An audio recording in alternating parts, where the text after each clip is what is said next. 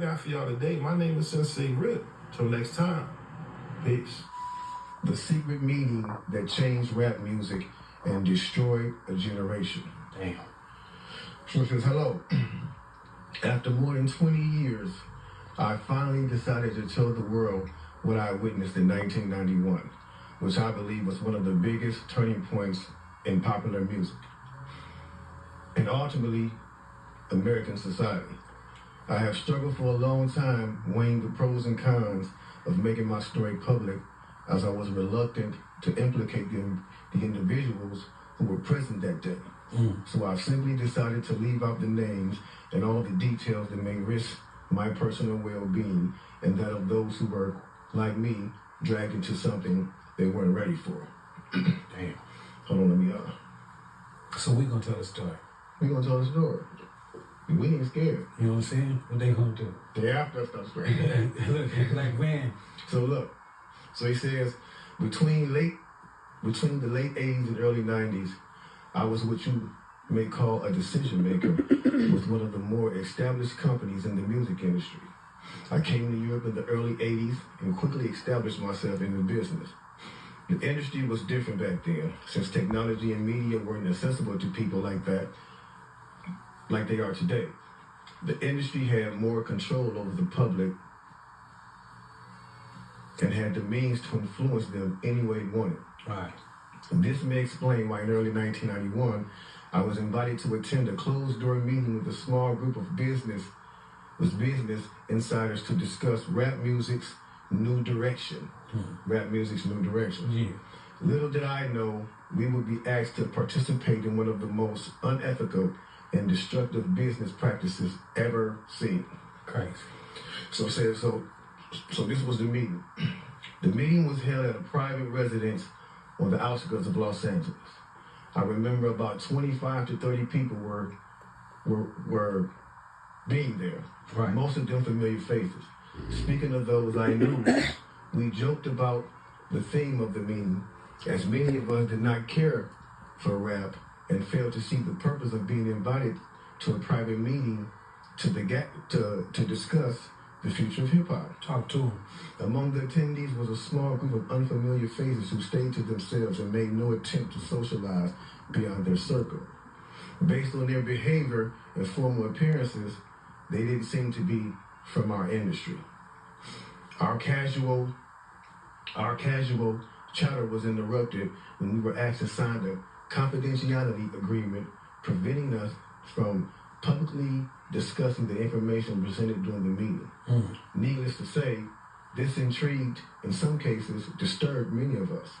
The agreement was only a page long, but very clear on manners and consequences, which stated that violating the terms would result in job termination immediately. We asked several people what this meeting was about and the reason for such secrecy, but could not find anyone who had the answers for us. A few people refused to sign and walked out. Nobody stopped them. I was tempted to follow, but curiosity got the best of me. That's right. A man who was part of the unfamiliar group collected all the agreements from us. So now, let's get to the good part because the meeting about to start. Talk to him, G. It says, quickly after the meeting began, hold on a second. Get your popcorn, y'all. Popcorn, you get your pistol, no sweat. For real. Quickly after this meeting began, one of the industry colleagues, who shall remain nameless like everybody else, thanked us for attending. He then gave the floor to a man who only introduced himself by first name and gave no other details about his personal background. I think he was the owner of the residence, but that was never confirmed. He briefly praised all of us for the success we had achieved in our industries and congratulated us for being selected as part of this small group of decision makers. At this point, I began to feel slightly uncomfortable and the strangeness of this gathering. The subject quickly changed as the speaker went on to tell us that the respective companies we represented had invested in a very profitable industry which could become even more rewarding with our active involvement. He explained that the companies we worked for had invested millions into the building of privately owned prisons, and that our positions of influence in the music industry would actually impact the profitability of these investments. Then he says, I remember many of us in the group immediately looking at each other in awe and confusion. At the same time, I didn't know what a private prison was, but I wasn't the only one. Sure enough, someone asked what these prisons were and what any of this had to do with music. We were told that these prisons were built by privately owned companies who received funding from the government based on the number of inmates. Mm-hmm. The more inmates, the more the government would pay these prisons. Mm-hmm. It was also made clear to us that since these prisons are privately owned, as they become publicly traded, we'd be able to buy shares. Most of us were taken back by this. Again, a couple of people asked what this had to do with us. At this point, my industry colleague who had first opened the meeting took the floor again and answered our questions. He told us that since our employees had become silent investors in this prison business, it was now in their interest to make sure that these prisons remain filled. Our job would be to help make this happen by making music which promote criminal behavior, rap being the music of choice. He assured us that this would be a great situation for us because rap music was becoming an increasingly profitable market for our companies, and as employees, we also be able to buy stocks in these prisons. Immediately, silence came over the room. You could have heard a pin drop. I remember looking around to make sure I wasn't dreaming and saw half of the people with dropped jaws. My daze was interrupted when someone shouted, "Is this a fucking joke?" At this point, things became chaotic. Right. Two of the men who were part of the unfamiliar group grabbed the man who shouted and attempted to remove him from the house. A few of us, myself included, tried to intervene. One of them pulled out a gun, and we all backed off. They separated us from the crowd, and all four of us was escorted outside. My industry colleague, who opened up the meeting earlier, hurried out to meet us and reminded us that we had signed an agreement and would suffer the consequences of speaking out about this publicly, or even those who attended the meeting. Okay. I asked him, why was he involved with something so corrupt? And he replied, it's bigger than the music business and nothing we can do. No, it's bigger than the music business and nothing we want to challenge without risking consequences. We all protested as we walked back into the house. I remember word for word the last thing he said. It's out of my hands now. Just remember you signed an agreement. He then closed the door behind him. The men rushed us to our car and actually waited until we drove off the property. Dang. So this meeting, bro. Man, that's a lot for a meeting right there. Oh yeah, definitely. You know, and this person later on, he said, you know, this person actually ended up leaving the music industry after this happened. A few years after this, he ended up leaving the music industry. Okay. And he said he just like, you know, over the years he just felt guilty because he said as he sat back and he watched these plans come to a reality Over 2 decades. he sat back and was like, wow, they really pulled it off. Yeah. They really pulled this off. He was like, they were told not to sign any more political rappers, any more rappers that had messages in their No music. positivity. It was all to be gangster rap music that they promoted and put out. So if you wonder where And this Brand was Nubians before went, us. if you wonder where Brand Nubians went, where Poor Righteous Teachers went, where Public Enemy went, where KRS-One went, and all sorts of groups like that was talking to even Queen Latifah and Money Love and those, you know what I'm saying? It's a back door. Yeah, anything that was harmless, fun rap, you know, Yeah. anything that had a message in it had to go. Yeah. Yeah, that's why if you even notice though, Now, like, we talk about that all the time. even be brief with it, you know what I'm saying? That's why you those won't hear charms about that the came girl out like Swiss maybe Birthday. 1988, 89, the African charms. Those they lasted for Knick-knack. about 2 years and they disappeared real quick. Remember Knick-knack? Yeah, definitely. Now, after reading all this, Dangerous you know, Dame. it actually made me feel a few different ways. The first emotion I felt was shocked, because I was definitely taken back by this, just knowing the level of evil that's involved by even thinking of a plan like this. You know what I'm saying? The second emotion I felt was anger. Anger because It's not enough for them to exploit our culture. So y'all, half of these dudes is in jail for RICO cases and all that kind of stuff. They in jail because they got set up. It's all a setup. So all these people that's wanting people to be in jail and all that kind of stuff, they involved in the program. And the program is to block niggas up. Okay? So understand that program. You understand me? That's why, you know, a lot of people don't even come outside no more. Because if they hip to the program, they already know what time it is.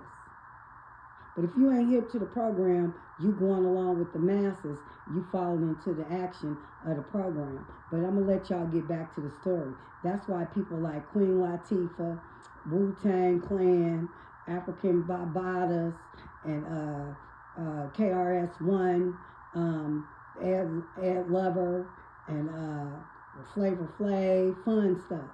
You know, TLC, Swiss Barbie Bone, Knick Knack. You know, if y'all ain't never heard her, Dangerous Dame. They I think they drugged him, R.I.P. You know, so they do these kind of things. Then they attack you. If they can't get to you, they'll get to somebody in your family, just like the mob. And make all the money off of it. Mm-hmm. Because let's keep it real, the industry has never been favorable towards the artist. Never. Yeah. But they're going to go beyond the artist to get the artist to influence and lure in the consumer, which they knew at the time were mainly minorities. Yep. In other words, keep promoting gangster rap so that the youngsters will be influenced by them, which... So that's why they promote the alphabets through the songs and alphabets, the alphabet cereal and alphabet soup. All that is being played on the TV, the internet, the video games, the cartoons, and all that. It's a program, and the program is to keep a nigga down. Keep a nigga down. You know, they seen black folks winning from rap, so they had to stop that. They had to stop that. Just like Special Ed said, they had to stop it. They seen, okay, so this is what Special Ed said. They seen that we was positive and we was trying to do good rap. And then they took that, just like they did the Black Panthers, and they sick somebody in there to destroy us, like they do everything else. You know, NWA brought the age of destruction. Damn. Jesus. NWA brought the age of destruction to our children and our culture. Wow. Period. I respect all of them as men, right, but as the art form, and you want me to speak on the art form, I'm going to tell you what it is. That's where it started. Wow. That's where the agenda started, and that's where the destruction began. Now, yesterday, both the Dog Pound and Special Ed went on IG. So, basically, because Special Ed said that, the Dog Pound and them got online, and they all had a discussion, right? And what they trying to do is come together as black men and see that this is great, because this helps bring all the black people back together. You know what I'm saying? And instead of them going against each other and going against the grain, they coming up there saying what they actually, all this is under fair use too.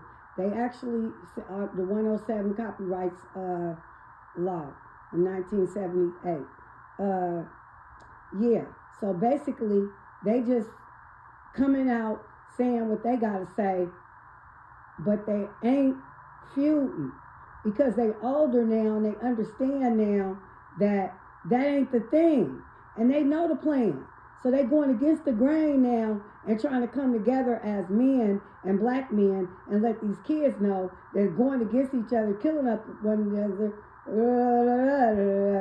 you know, doing all that to each other, all under fair use, It's not a good thing for us to be doing. No nationalities, whatever color you are. All that is not necessary. Live your life, do what you do, stay in your lane, and mind your business, and don't worry about what somebody else doing. And then the world will be a lot better. And on that note, I'm going to go, but I'm going to let y'all hear a little bit of what the Dog Pound said. Music, over tweets, over social media. So that's my point. And none of this existed before the FBI got involved. Right. Wait. Are you saying that NWA got federal bureau investigations to get broadcast? They got their yeah. They got their Right, they been doing that. Do on the West Coast. We push that line and we let everybody know, fuck you, and fuck you, and fuck you, and yeah, but this is the other thing though. Right. Don't be mad at us though, cuz. Hey, We ruined something like ruined hip hop. We took hip hop to a different world. NWA took hip hop up top. I love you, big bro, and I love you. First of all, I love all of y'all. And I said I respect them, and I know that. And this ain't got nothing to do with defamation of character. This got to do with me pointing out when things change for us. I heard you say that. Things changed for me. Yeah, things changed for all of us at that point. And it brought the age of destruction, which we are in now. We are in the age of destruction. I ain't say they out here bashing up this and doing that and doing that. I said they brought the attention of the government. Right. It was already an agenda. As we know, the FBI, this man. Y'all hear what he said? He said NWA brought the attention of the people, the letters, the alphabets, 3 alphabets. And that's what started the destruction in the black community and in the rap community. And it destroyed rap. That's what he's saying. But I'm going to let y'all keep on hearing what he say out his mouth. All this is under fair use. But I'm going to let y'all hear what he says. But I'm telling y'all my opinion as well. And destroyed the Black Panthers. They assassinated Malcolm X. They assassinated Martin Luther King. So what you think they're going to do to us? Hey, before he said that, this is my first time hearing this. But before he said that earlier in my broadcast, I said that. Just like they did the Panthers. Just like they did Malcolm X. Just like they did Martin Luther King. Just like they'll do anybody who try to be a leader. That's why it ain't a lot of black leaders no more. We low-hanging fruit.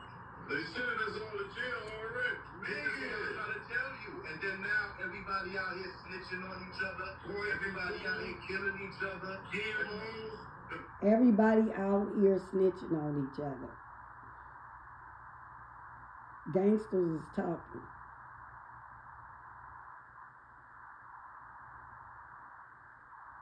Motherfuckers is kids is out here stealing from their own family. Taking and using and abusing their own. Sad. Fucking artificial chicken. They been trying to kill niggas. Exactly, and we know this. And we ain't talking, I wasn't talking about the whole of history. They asked me a simple question. They asked me Wu-Tang or NWA. I made a joke about Wu-Tang. Wu-Tang is for the kids. That's a joke. And then I spoke on the historical significance of NWA in our culture. I mean, that's basically what it is, what it boils down to. When they got that letter, they promoted it. They ran with it. They made it into like the tool for them to be on top of the game. Right. That's the fact. It ain't no. I love Dre. I love all of them. You know, Q, whatever. Like, it ain't nothing. You know, disrespectful. And I said that. I said respect. See, in our mind as elders, we was like, okay, I know, I fuck with Ed. We got to get him on the phone because we got to straighten this out because the attack is coming from the west on Ed. And I know Ed because we done hooked up. We part his whole unify this whole thing. See how they separate that shit at? That's what we're getting back to right now. Yeah. Exactly. This has brought the need for this conversation because. See what I'm saying? Now, that's what it's getting back to now. The unity. The unity. Black brothers sticking together. People sticking together.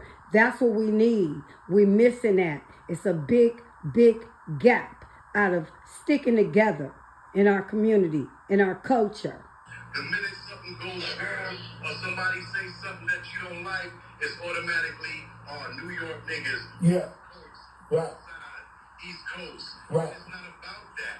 It's about what is happening to all of us. And it's also about, yeah, I'm from this set. I'm from that set. I'm from this part of town. I'm from that. It don't matter.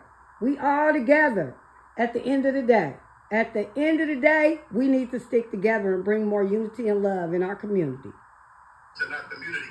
I ain't even talking about just the West Side and nothing. I'm talking about Chicago, Yeah. Detroit, Yeah. Philadelphia, Yeah. Baltimore, Atlanta, Yeah. Oakland, Florida, New York. I'm talking about everywhere. San Francisco, Sacramento. So Ed, do us this favor, since you got us on here, what would you like to LA. say to our homies and our artists that wants to attack you and say what they're Fresno, saying? Texas. What do you want to say to them, man?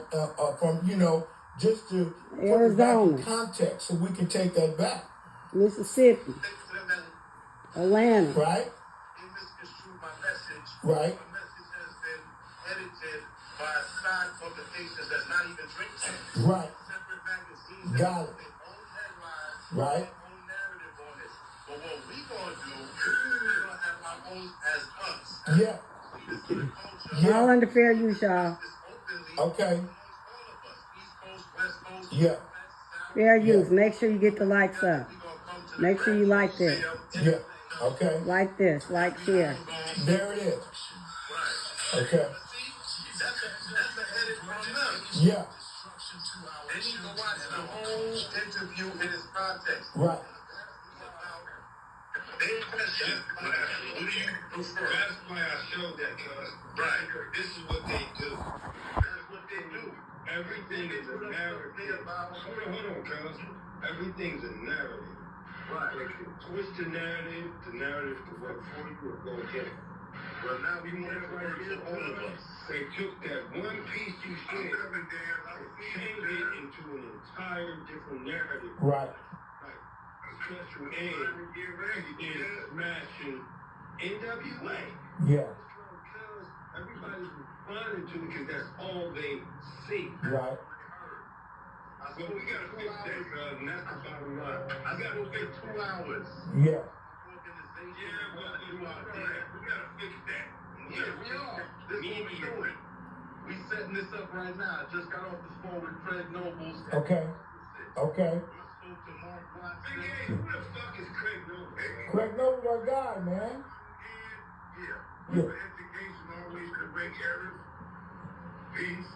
Try to do those of the word. And now that I've heard you say what you said, now that I'll start my correction. All right, y'all. I'm out.